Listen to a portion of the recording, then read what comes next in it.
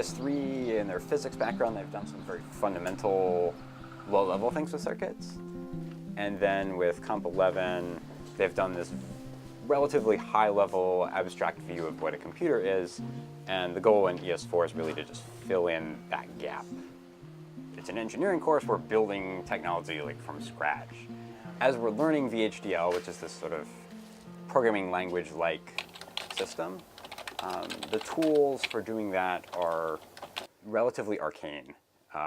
And they sort of fit this old lab model, like, okay, it's installed on lab computers, and you go into the lab and you use this old crusty piece of software, and it was too much all at once, right? It was like, here, you're gonna go, here's how you remotely log into the servers, and here's this new piece of software that's impossible to figure out, and here's this new programming language you've never used before, like, and it was just like, you know, way too much. So like over the weekend, I was like, okay, I can't do this to my undergraduate class.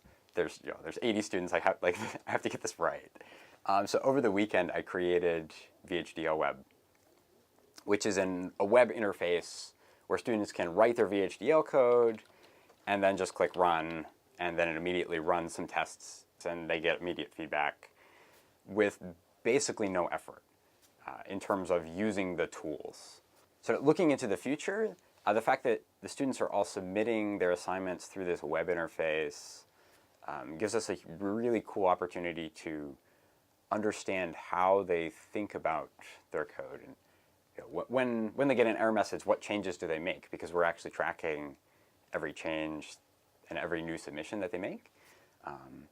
And so we have, at this point, tens of thousands of submissions that we can mine to really understand how students think about VHDL. How are they learning this in a way that, as individuals just chatting with them, we would not really understand?